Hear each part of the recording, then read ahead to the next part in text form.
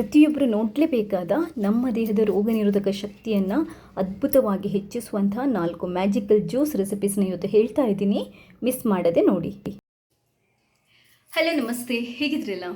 ನನ್ನ ಇವತ್ತಿನ ವಿಡಿಯೋದಲ್ಲಿ 4 ಅದ್ಭುತವಾಗಿರುವಂಥ ನಮ್ಮ ದೇಹದ ರೋಗ ನಿರೋಧಕ ಶಕ್ತಿಯನ್ನು ಜಾಸ್ತಿ ಮಾಡುವಂಥ ಜ್ಯೂಸ್ ರೆಸಿಪಿಗಳನ್ನು ನಾನು ಹೇಳ್ತಾ ಇದ್ದೀನಿ. ಒಂದಕ್ಕಿಂತ ಒಂದು ತುಂಬಾ ಸೂಪರ್ವಾಗಿದೆ. ರೆಸಿಪೀಸ್ನ ನೋಡಿ ಟ್ರೈ ಮಾಡಿ ನನಗೆ ನಿಮ್ಮ ಫೀಡ್ಬ್ಯಾಕ್ನ ತಿಳಿಸಿ.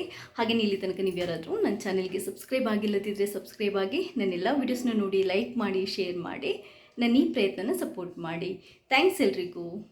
ಈ 4 ಜ್ಯೂಸ್ ರೆಸಿಪಿ ಕೂಡ ನಾನು ಒಂದು ಗ್ಲಾಸಿಗೆ ಎಷ್ಟು ಬೇಕು ಆ ಮೆಷರ್ಮೆಂಟಲ್ಲಿ ಹೇಳ್ತಾ ಇದ್ದೀನಿ.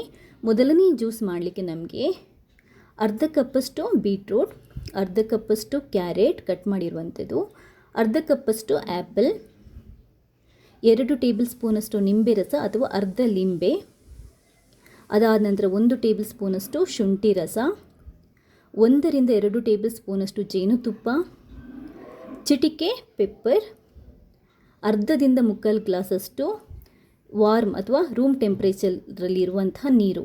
ಇಷ್ಟನ್ನು ಹಾಕಿಬಿಟ್ಟು ಗ್ರೈಂಡ್ ಮಾಡಿ ಜ್ಯೂಸ್ ರೆಡಿ ಮಾಡ್ಕೊಳ್ಳಿ. ಸೂಪರ್ ಆಗಿರುವಂಥ ಹೆಲ್ದಿ ಆಗಿರುವಂಥ ಜ್ಯೂಸ್ ರೆಡಿಯಾಗಿದೆ. ನೀವು ಕೋಲ್ಡ್ ಜ್ಯೂಸನ್ನು ಇಷ್ಟಪಡೋದ್ರೆ ಐಸ್ ಹಾಕೋಬೋದು, ಬಟ್ ಈ ಟೈಮಲ್ಲಿ ಚಿಲ್ಡ್ ಆಗಿರುವಂಥ ಜ್ಯೂಸ್ ರೆಕಮೆಂಡೆಡ್ ಅಲ್ಲ. ಆದ್ದರಿಂದ ಸ್ವಲ್ಪ ವಾರ್ಮ್ ವಾಟರ್ ಅಥವಾ ರೂಮ್ ಟೆಂಪ್ರೇಚರಲ್ಲಿ ಈ ಜ್ಯೂಸನ್ನು ಮಾಡಿ ಚಿಕ್ಕವರಿಂದ ದೊಡ್ಡವರ ತನಕ ಯಾರು ಬೇಕಾದರೂ ಕುಡಿಬೋದು. ರೋಗ ನಿರೋಧಕ ಶಕ್ತಿ ಜಾಸ್ತಿ ಮಾಡಲಿಕ್ಕೆ ಇದು ತುಂಬಾ ಒಳ್ಳೆಯದು. ಈಗ 2ನೇ ಜ್ಯೂಸ್, ಇದು ನಿಂಬೆ ರಸದಿಂದ ಮಾಡುವಂಥದ್ದು. ಈ ಜ್ಯೂಸ್ ಮಾಡಲಿಕ್ಕೆ 1 ಟೇಬಲ್ ಸ್ಪೂನಷ್ಟು ಹನಿ ಜೇನುತುಪ್ಪ, ಅದಾದ ನಂತರ 1 ಟೇಬಲ್ ಸ್ಪೂನಷ್ಟು ಶುಂಠಿ ರಸ, 2 ಟೇಬಲ್ ಸ್ಪೂನಷ್ಟು ನಿಂಬೆ ರಸ ಅಥವಾ ಅರ್ಧ ಲಿಂಬೆನ ಹಿಂಡ್ಕೋಬಹುದು. ಅದಾದ ನಂತರ ಉಗುರು ಬೆಚ್ಚಗಿನ ನೀರು 1 ಗ್ಲಾಸ್. ನಿಂಬೆ ಜ್ಯೂಸ್ ಮಾಡಬೇಕಾದ್ರೆ ಉಗುರು ಬೆಚ್ಚಗಿನ ನೀರೇ ಹಾಕ್ಕೊಳ್ಳಿ, ತುಂಬಾ ಒಳ್ಳೆಯದಾಗುತ್ತೆ. ಗಂಟಲು ನೋವು, ಶೀತ, ಕಫಕ್ಕೆ ಕೂಡ ಈ ಜ್ಯೂಸ್ ತುಂಬಾ ಒಳ್ಳೆಯದು.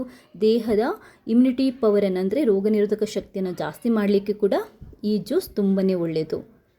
ವಾರ್ಮ್ ವಾಟ್ರಲ್ಲಿ ಮಾಡಿದರೆ ಚಿಕ್ಕವರಿಂದ ದೊಡ್ಡವರ ತನಕ ಯಾರು ಬೇಕಾದರೂ ಈ ಜ್ಯೂಸನ್ನು ದಿನ ಕುಡಿಬೋದು. ಹನಿ ಹಾಕುವಾಗ ನೋಡಿಕೊಂಡು ಹಾಕ್ಕೊಳ್ಳಿ. 3ನೇ ಹೆಲ್ದಿ ಜ್ಯೂಸ್ ಮಾಡಲಿಕ್ಕೆ 1 ಕಪ್ಪಷ್ಟು ಕಟ್ ಮಾಡಿರುವಂತಹ ಕಲ್ಲಂಗಡಿ ಹಣ್ಣು, 1 ಟೇಬಲ್ ಸ್ಪೂನಷ್ಟು ಜೇನುತುಪ್ಪ, 1 ರಿಂದ 2 ಟೇಬಲ್ ಸ್ಪೂನಷ್ಟು ನಿಂಬೆ ರಸ ಹಾಕೋಬಹುದು. ಅದಾದ ನಂತರ 1 ಟೇಬಲ್ ಸ್ಪೂನಷ್ಟು ಶುಂಠಿ ರಸ. ಇಷ್ಟನ್ನು ಹಾಕ್ಕೊಂಡು ನೀಟಾಗಿ ಗ್ರೈಂಡ್ ಮಾಡ್ಕೊಳ್ಳಿ. ಇದಕ್ಕೆ ನಾವು ನೀರು ಆ್ಯಡ್ ಮಾಡೋ ಅವಶ್ಯಕತೆ ಇಲ್ಲ. ಸೂಪರ್ ಆಗಿರುವಂತಹ ಹೆಲ್ದಿ ಕಲ್ಲಂಗಡಿ ಹಣ್ಣಿನ ಜ್ಯೂಸ್ ರೆಡಿಯಾಗಿದೆ. ಕಲ್ಲಂಗಡಿ ಹಣ್ಣು ಕೂಡ ದೇಹದ ರೋಗ ನಿರೋಧಕ ಶಕ್ತಿಯನ್ನು ಜಾಸ್ತಿ ಮಾಡಲಿಕ್ಕೆ ತುಂಬಾ ಒಳ್ಳೆಯದು. ಮಕ್ಕಳಿಂದ ದೊಡ್ಡವರ ತನಕ ಯಾರು ಬೇಕಾದರೂ ಈ ಜ್ಯೂಸನ್ನು ದಿನ ಕುಡಿಬೋದು. 4ನೇ ಅದ್ಭುತವಾಗಿರುವಂಥ ಜ್ಯೂಸ್ ಮಾಡಲಿಕ್ಕೆ 1 ಮೂಸಂಬಿಯನ್ನು, 1 ಕಿತ್ತಳೆ ಹಣ್ಣು ಅಂದರೆ ಆರೆಂಜ್, 1 ಟೇಬಲ್ ಸ್ಪೂನಷ್ಟು ಹನಿ ಜೇನು, 1 ಟೇಬಲ್ ಸ್ಪೂನಷ್ಟು ಶುಂಠಿ ರಸ, 1 ರಿಂದ 2 ಟೇಬಲ್ ಸ್ಪೂನಷ್ಟು ನಿಂಬೆ ರಸ ಹಾಕೋಬೋದು, ಬಟ್ ಇದಕ್ಕೆ ನಿಂಬೆ ರಸ ಹಾಕಿಲ್ಲದಿದ್ರೂ ನಡೀತದೆ, ಏನು ತೊಂದರೆ ಇಲ್ಲ.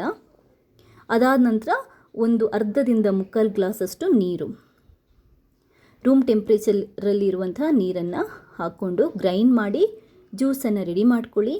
ಸೂಪರ್ ಹೆಲ್ದಿ ಆಗಿರುವಂತಹ ಜ್ಯೂಸ್ ರೆಡಿಯಾಗಿದೆ. ಈ ಜ್ಯೂಸ್ ಕೂಡ ಅಷ್ಟೇ ಇದರಲ್ಲಿ ಹೈಯೆಸ್ಟ್ ವಿಟಮಿನ್ ಸಿ ಇರೋದ್ರಿಂದ ದೇಹದ ರೋಗ ನಿರೋಧಕ ಶಕ್ತಿಯನ್ನು ಜಾಸ್ತಿ ಮಾಡಲಿಕ್ಕೆ ತುಂಬಾ ಒಳ್ಳೆಯದು. ಇದನ್ನು ಕೂಡ ಅಷ್ಟೇ ಮಕ್ಕಳಿಂದ ದೊಡ್ಡವರ ತನಕ ಯಾರು ಬೇಕಾದರೂ ಕುಡಿಬೋದು. ಒಂದು ಮಾತು ನೆನ್ಪಿಟ್ಕೊಳ್ಳಿ, ಯಾವುದೇ ಜ್ಯೂಸಿಗೆ ಸಕ್ಕರೆ ಹಾಕಬೇಡಿ. ರುಚಿಗೆ ಬೇಕಾದರೆ ಬೆಲ್ಲ ಹಾಕಿ, ಇಲ್ಲ ಅಂದರೆ ಹನಿ ಹಾಕಿ. ಹಾಗೆಯೇ ಚಿಲ್ಡ್ ವಾಟರಲ್ಲಿ, ತಣ್ಣೀರಲ್ಲಿ ಈ ಜ್ಯೂಸನ್ನು ಮಾಡಿಕೊಂಡು ಈ ಟೈಮಲ್ಲಿ ಕುಡಿಬೇಡಿ. ನಿಮಗೆ ಎಷ್ಟು ಕುಡಿಬೇಕು ಅಂತ ಅನ್ನಿಸಿದ್ರು ವಾರ್ಮ್ ವಾಟರ್ ಅಥವಾ ರೂಮ್ ಟೆಂಪ್ರೇಚರ್ ನೀರಲ್ಲೇ ಮಾಡ್ಕೊಂಡು ಕುಡಿಯಿರಿ. ಹಾಗೆಯೇ ಪ್ರತಿ ಈ ಜ್ಯೂಸಿಗೆ ನೀವು ಸ್ವಲ್ಪ ಶುಂಠಿ ರಸ, ನಿಂಬೆ ರಸ ಮತ್ತು ಜೇನುತುಪ್ಪನ ಸೇರಿಸೋಕ್ಕೆ ಮರೆಯಬೇಡಿ. ಯಾಕಂತಂದರೆ ಇದರಲ್ಲಿ ಹೈಯೆಸ್ಟ್ ಆ್ಯಂಟಿ ಆಕ್ಸಿಡೆಂಟ್ ಪ್ರಾಪರ್ಟಿ ಇರುತ್ತೆ. ಅಂದರೆ ನಮ್ಮ ದೇಹದಲ್ಲಿರುವಂತಹ ಬೇಡದ ವೈರಸ್, ಬ್ಯಾಕ್ಟೀರಿಯಾಗಳ ವಿರುದ್ಧ ಹೋರಾಡುವಂತಹ ಅಂಶಗಳು ಇದರಲ್ಲಿ ಜಾಸ್ತಿ ಇರೋದ್ರಿಂದ ಈ 3 ಇಂಗ್ರೀಡಿಯೆಂಟ್ಸನ್ನು ಕೂಡ ಪ್ರತಿ ಜ್ಯೂಸಲ್ಲಿ ಸೇರಿಸೋದಕ್ಕೆ ಮರೆಯಬೇಡಿ. ಒಂದು ಲಿಮಿಟಲ್ಲಿ ಆ್ಯಡ್ ಮಾಡಿ ಕುಡಿಯಿರಿ. ಹಾಗೆಯೇ ಇನ್ನೊಂದು ಮುಖ್ಯವಾದ ಅಂಶ ಏನು ಅಂತಂದರೆ ಶುಂಠಿ ರಸ ಇರ್ಬೋದು, ನಿಂಬೆ ರಸ ಇರ್ಬೋದು, ಜೇನುತುಪ್ಪ ಇರ್ಬೋದು, ತುಂಬ ಜಾಸ್ತಿ ಹಾಕಲಿಕ್ಕೆ ಹೋಗಬೇಡಿ. ಅರ್ಧದಿಂದ 1 ಟೇಬಲ್ ಸ್ಪೂನಷ್ಟು 1 ಗ್ಲಾಸ್ ಜ್ಯೂಸಿಗೆ ಸಾಕು. ಜಾಸ್ತಿ ಹಾಕಿದರೆ ಉಷ್ಣ ಜಾಸ್ತಿ ಆಗೋ ಚಾನ್ಸಸ್ ಇರುತ್ತೆ.